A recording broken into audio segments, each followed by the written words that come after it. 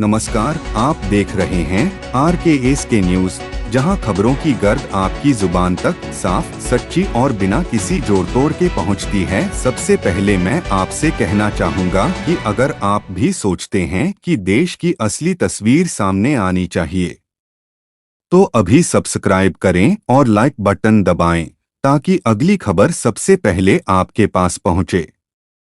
सबसे पहली बात आज ईवीएम के मुद्दे की है। विपक्ष कह रहा है कि इलेक्ट्रॉनिक वोटिंग मशीनें पूरी तरह भरोसेमंद नहीं। दावा है कि जर्नलिस्ट राहुल गांधी ने संसद में जोर शोर से सवाल उठाया है, जब तक ईवीएम रहेगा, बीजेपी सरकार रहेगी। ऐसे में पूरे देश में सवाल उठ रहे हैं कि क्या हमारी लोकतांत्रिक प्रक्रिया वाकई पारदर्शी है। RKS के न्यूज यही पूछता है कि जब तक भरोसेमंद मतगणना नहीं होगी, तब तक सत्ता की वैधता पर सवाल उठता रहेगा। वहीं जल जीवन मिशन की बात करें तो स्वच्छता और साफ पीने के पानी का वादा सरकार ने कई जगहों पर किया, लेकिन खेतों के पास वाले गांवों में नल खराब, टंकी फट चुकी है और बच्चे पेयजल के बोतलों पर निर्भर हैं। यह भी एक सच्चा सच है जो दस्तावेजों में नहीं लिखा। और अब गुजरात की उस पुल दुर्घटना में हम 9 से 15 जान गंवा चुके हैं। यह घटना अहमदाबाद वडोदरा हाईवे पर हुई थी। यह पुल सरकार के पैर चूमे हुए प्रोजेक्ट का हिस्सा था, लेकिन क्वालिटी रहित निर्माण ने जिंदगी की राह को बंद कर दिया।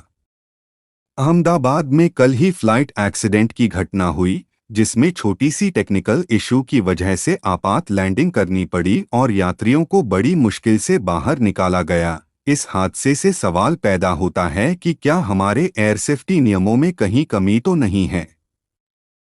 बिहार में इस बार वोटिंग सिस्टम में भी गड़बड़ी की शिकायतें आ रही हैं। ईवीएम मशीन फॉल्टी हो रहे हैं, लॉन्ग लाइंस, धक्का मुक्की, बूथ पर सिक्योरिटी की कमी। यह वो लोकतंत्र नहीं जो आम आदमी की उम्मीद थी। ऐसे में क्या हम आगे बढ़े भारत का सपना देख सकते हैं, जब पीछे की तस्वीर इतनी धुंधली है। इसी बीच ग्लोबल स्तर पर बात करें तो इजरायल ईरान में मौजूदा संघर्ष ने एक नए मोड़ को छुआ है। ईरान ने श्री सऊदी अलहजन अभियान के जवाब में कई ड्रोन और मिसाइलें लॉन्च की।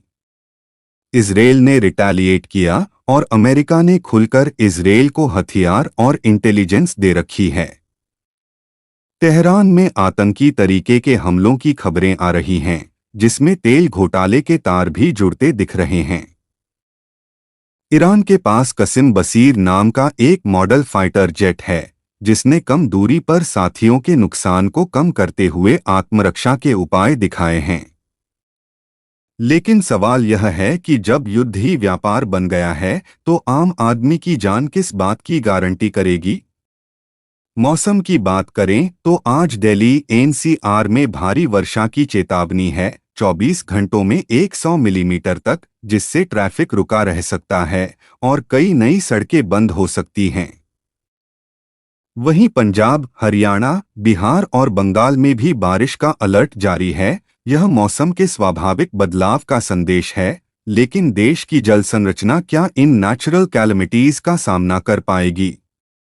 स्कूलों की बात करें तो सरकार ने एक बड़ा ऐलान किया है।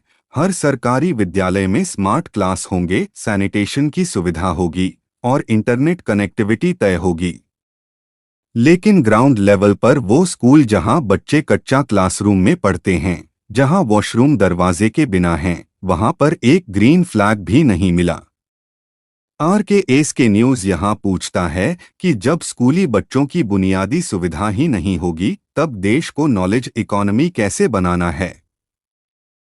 और फिर बात आती है उन प्रेम यात्रियों की जो कहीं भी डीजे पर नाच गान, भाजपा सरकार की हर छोटी उपलब्धि पर झूम उठते हैं, लेकिन जब सड़कें टूटती दिखें, अस्पतालों में मरीज तड़पते दिखें और वोटिंग बूथों पर लाइनें लगें, तब पूछने वाला कोई नहीं दिखता।